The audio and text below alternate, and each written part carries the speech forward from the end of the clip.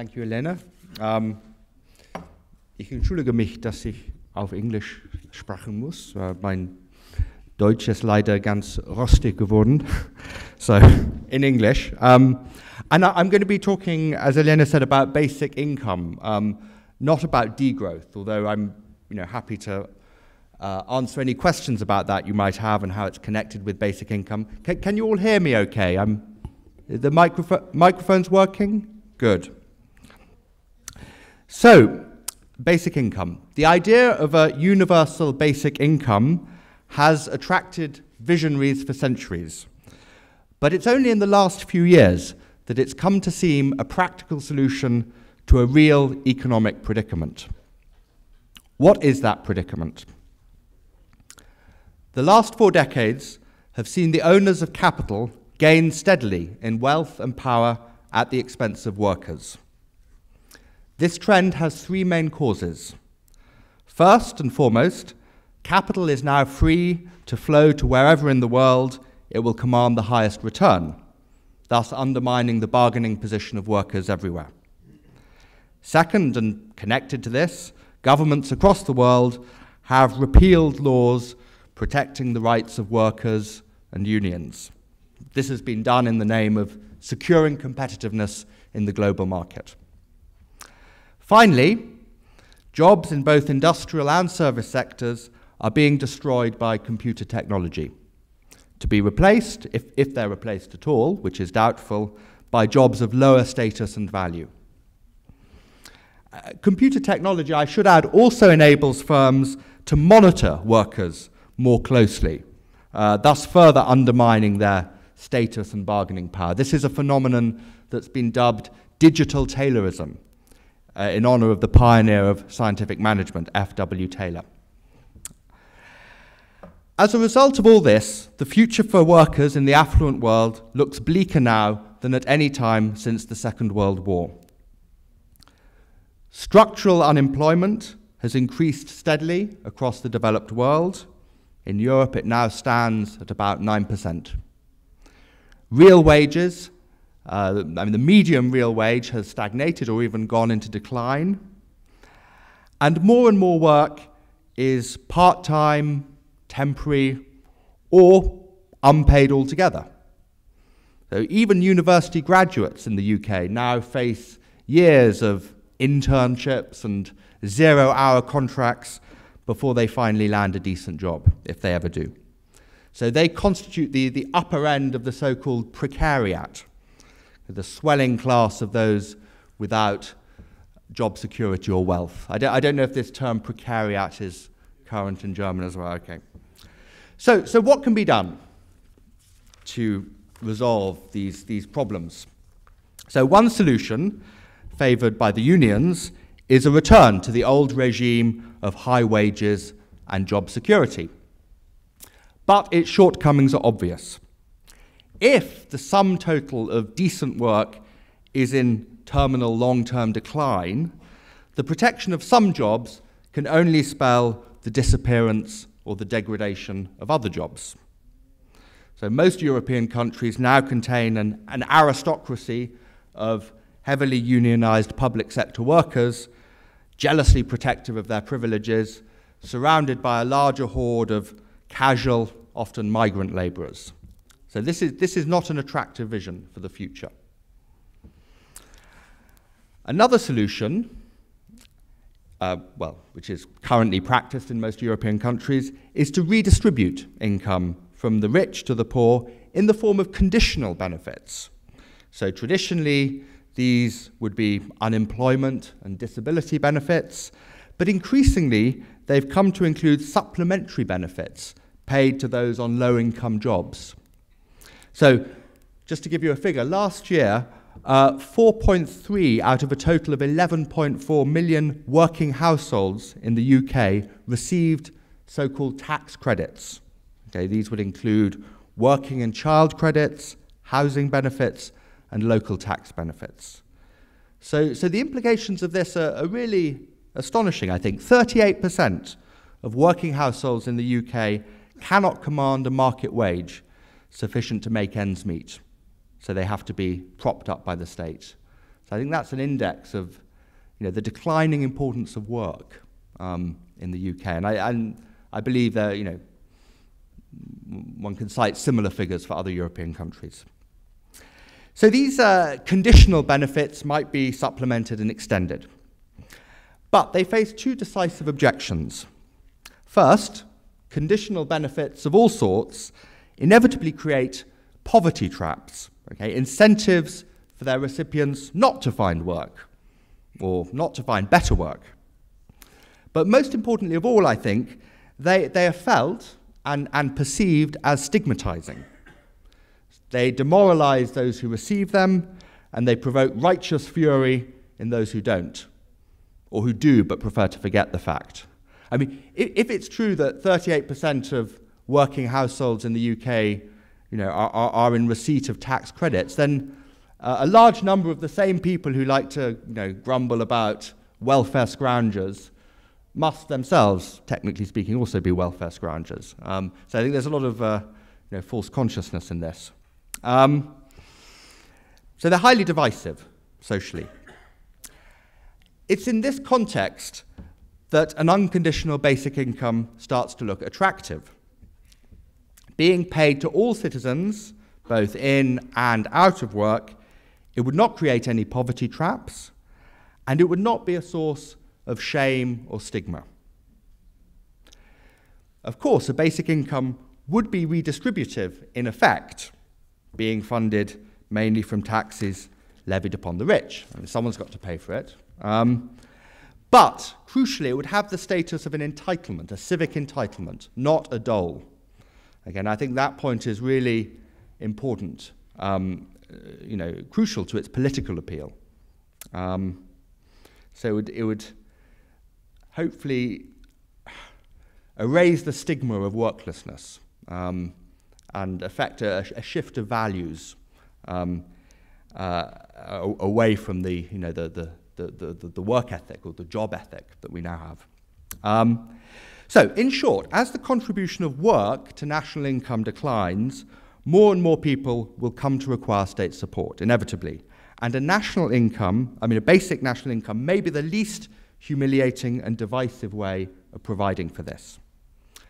That's the pragmatic justification for the scheme. That's why many hard-nosed politicians are getting interested in it. But the idea of a basic income also has a more idealistic rationale, which I'll now turn to. So almost everyone in our society agrees that freedom is a good, and that it's a good that we should strive to realize as broadly as possible. But what is freedom? Here, opinions differ. So classical liberals, people like Friedrich Hayek, identify freedom with absence of legal coercion. So freedom on this view doesn't expand with economic opportunity and is not restricted by poverty. So the call center worker is as free as the billionaire heiress. Now, I think this is a statement of ideology, not a dictionary definition of freedom. In ordinary English, and I believe in ordinary German too, it's perfectly natural to say that a rich woman is free to give up her job, or that a poor man is not free to say no to an exploitative contract. Okay, this is a way in which we use the word free in ordinary speech. The classical liberal view of freedom was nicely parodied by Anatole France, who spoke of the majestic equality of the law, which forbids the rich as well as the poor to sleep under bridges, to beg in the street, and to steal bread. So freedom has an economic dimension. It's not just a matter of what you're legally entitled to do, but what you can actually afford to do. But here we must make another distinction. By economic freedom, I'm not thinking exclusively or even primarily of freedom to go to the opera, to dine in an expensive hotel, or to drive a Mercedes. That's one aspect of economic freedom, but it's a relatively trivial one. Far more important is independence, meaning, in the first instance, independence of the job market. mere purchasing power is not the same as independence, as is demonstrated by the figure of, did any of you read Tom Wolfe's Bonfire of the Vanities, famous novel of the 1980s about Wall Street brokers? And the hero of Bonfire of the Vanities is a man called Sherman McCoy. He's a bond trader. He's paid a vast salary which he consumes almost immediately in mortgages, nannies, chauffeurs, school fees, etc. With the result that when he finally loses his job, he's bankrupt within weeks.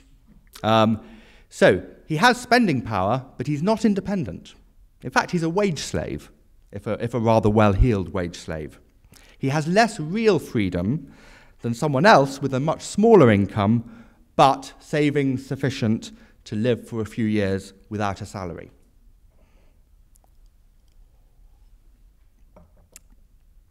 A universal basic income would promote freedom in the sense that I've just outlined it. So freedom to pursue a plan of life suited to one's own tastes and ideals without regard for the need to earn a living or please your boss or anyone else. So for some, this would mean sex, drugs, and rock and roll. But for many more, I believe, it would mean freedom to determine their own hours and conditions of work.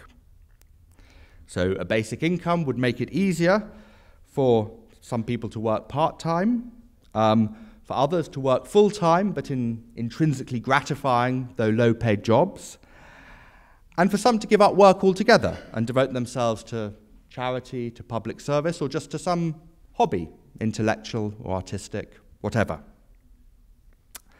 And even those who chose to stay on in their current occupations would have the security of knowing that they could leave if they wanted without ruining themselves, which would go some way to redressing the inequality of power between workers and capital that I spoke of earlier. So bosses would think twice before mistreating workers who could up and leave at a moment's notice if they wanted. So it would help,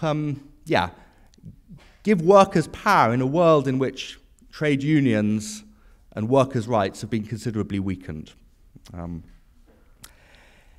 In the end, what matters is not so much what people do with their basic income as the mere fact that they are free to do it, okay, rather than being forced to do it by some external circumstance.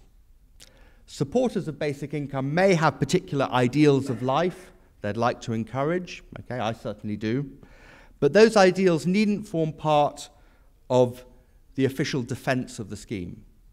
Okay, so you might, really want everyone to, take up choral music, for instance, okay, you might be, but you wouldn't defend the scheme on those grounds. You'll just say, look, whatever people really want to do, okay, basic income would give them a chance of doing that. So the appeal is simply to freedom, okay, in the true sense of the term, real freedom, as it's been called. Now, the idea of freedom invoked here may seem outlandish, but it has deep roots in the European tradition. In the ancient world, citizens, or free men, were expected to possess wealth sufficient to free them from the necessity of working. So in Sparta, in ancient Sparta, citizenship was subject to a property qualification. Like if you lost your land, you lost your citizenship.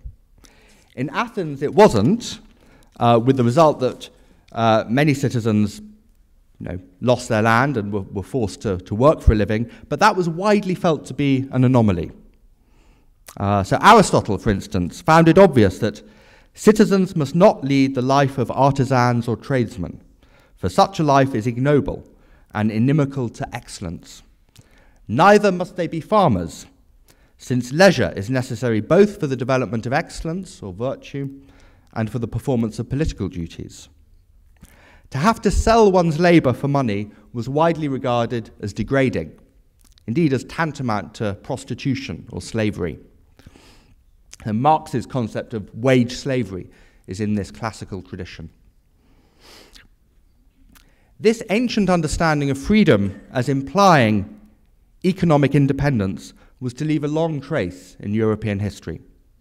So in England, for example, the franchise, the vote, was confined to owners of land and other forms of immobile property until 1832, when it was extended to wealthy tenants and leaseholders.